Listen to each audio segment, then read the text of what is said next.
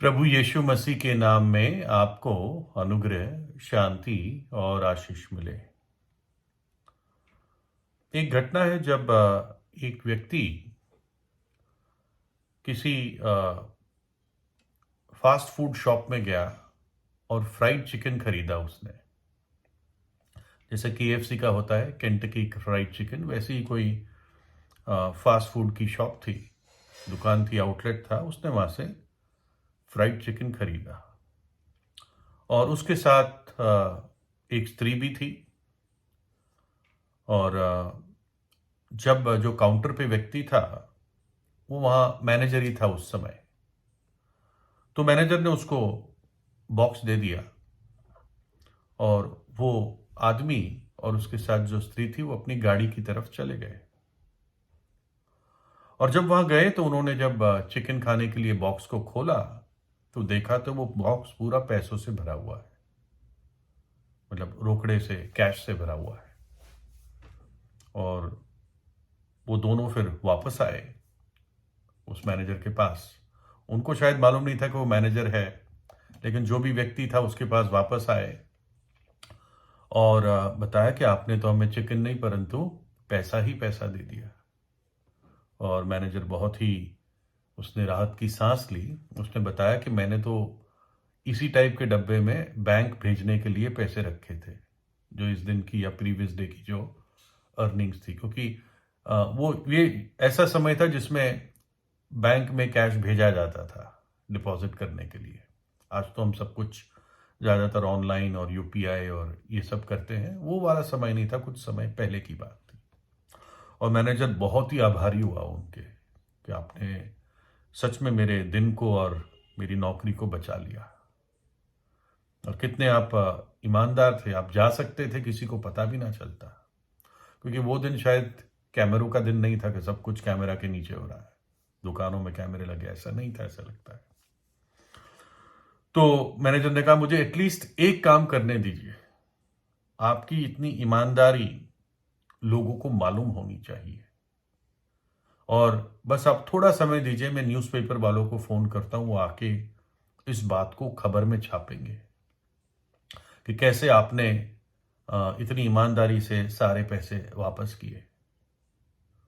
तो उस आदमी ने कहा नहीं नहीं, ऐसा ना कीजिए, और उसको शायद थोड़ा सा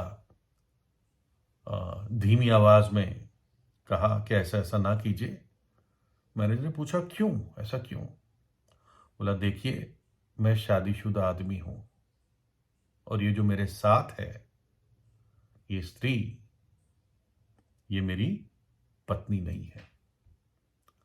यानी उस आदमी को डर था कि अखबार में आएगा, दोनों का फोटो साथ में आएगा तो ये बात खुल जाएगी कि शादीशुदा आदमी किसी और के साथ घूम रहा है, उसका संबंध है, किसी और, उसने गर्लफ्रेंड रख रखी है।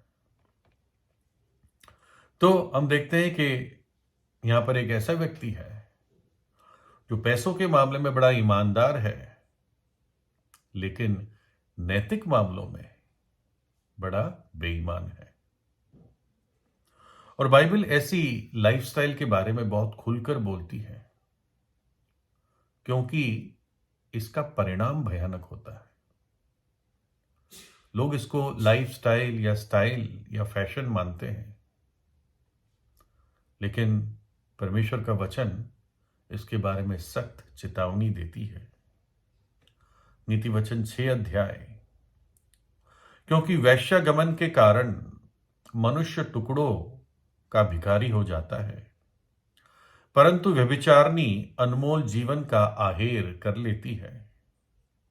क्या हो सकता है कि कोई अपनी छाती पर आग रख ले और उसके कपड़े ना जले? क्या हो सकता है कि कोई अंगारे पर चले और उसके पांव ना झुलसे?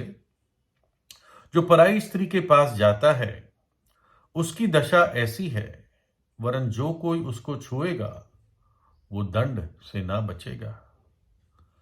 जो चोर भूख के मारे अपना पेट भरने के लिए चोरी करे, उसको तो लोग तुच्छ नहीं जानते, तो भी यदि वह पकड़ा जाए तो उसको 7 गुना भर दंड पड़ेगा, वरन अपने सारे घर का धन देना पड़ेगा।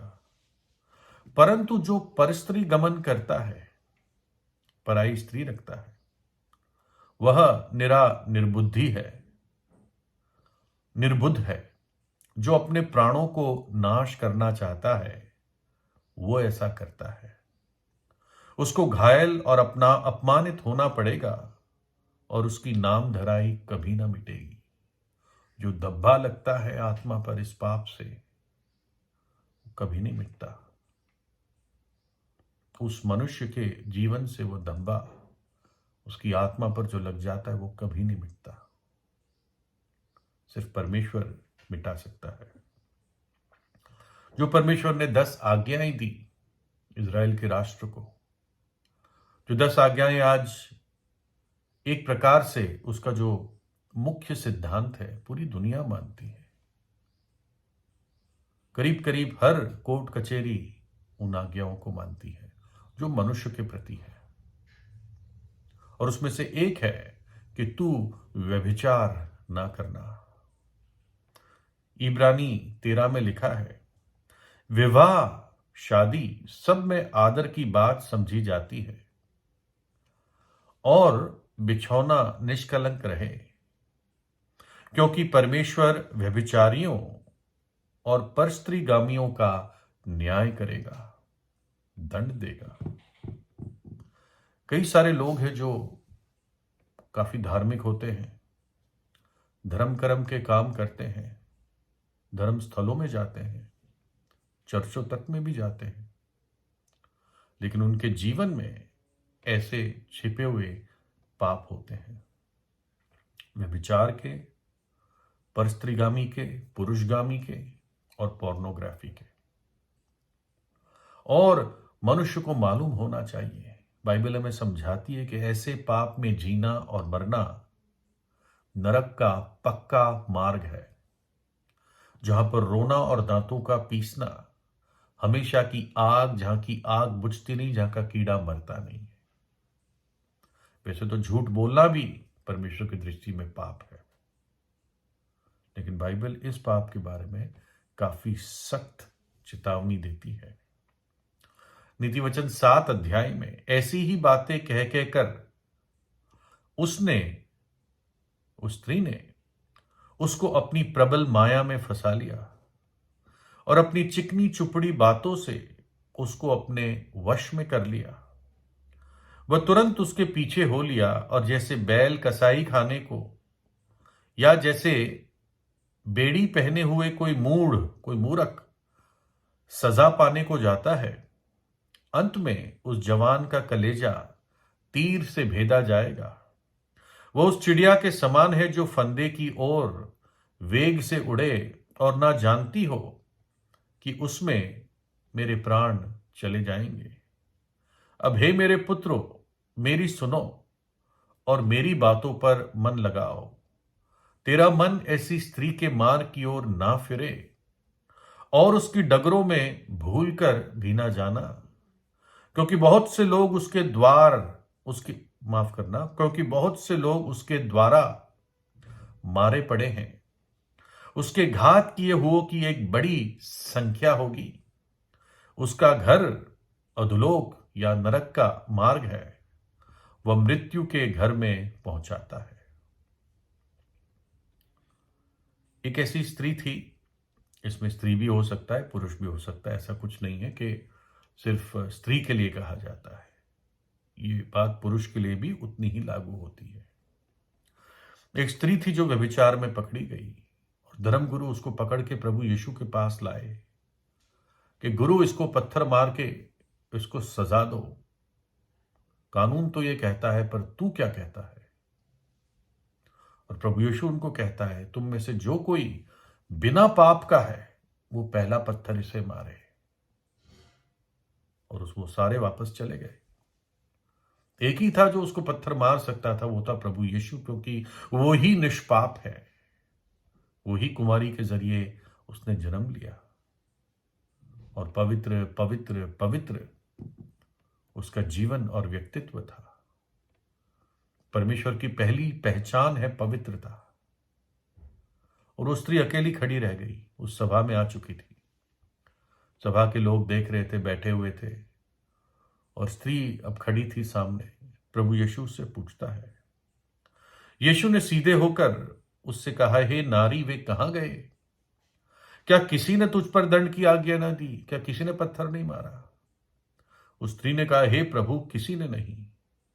यीशु ने कहा, मैं भी तुझ पर दंड की आज्ञा नहीं देता, जा और फिर पाप ना करना। मैं भी तुझे दंडित नहीं करता। अब जा, तुझे एक मौका देता हूं, अब दोबारा पाप ना करना। मैं जगत की ज्योति हूं, जो मेरे पीछे हो लेगा वो अंधकार में ना रहेगा, परंतु जीवन की ज्योति पाएगा। प्रभु यीशु ने उसी अध्याय में कहा। आशा है कि इस स्त्री ने पश्चाताप किया होगा, और किया होगा तो निश्चित रूप से प्रभु ने उसको क्षमा कर दिया। ना केवल क्षमा किया, लेकिन इस स्त्री के और मेरे और आपके पाप के दंड को प्रभु यीशु मसीह ने क्रूस पर उठा लिया। हमारे पापों को अपनी देह पर उठाकर उसने पाप की सजा को, पाप के दंड को खुद सह लिया। दुख उठाया, अपना पवित्र लहू बहाकर हमारे लिए प्रायश्चित का प्रबंध किया, ताकि जो पापी पश्चाताप करके यीशु पे विश्वास करता है, उसके पाप प्रभु यीशु के लहू में धुल जाते हैं। वो तीसरे दिन मृतकों में से जी उठा और आज जीवित है। इसलिए हर मनुष्य हर जगह अपने पापों से पश्चाताप करे और प्रभु यीशु पर विश्वास करे, उसके क्रूस के बलिदान पर विश्वास करे, और जो विश्वास करेगा वो अनंत काल के लिए जिएगा। पाप हमें नरक में ले जाता है, वो धब्बे सिर्फ यीशु का लहू धो सकता है। इसलिए मनुष्य विश्वास करे और अनंत जीवन पाए। प्रभु यीशु आपको आशीष दे।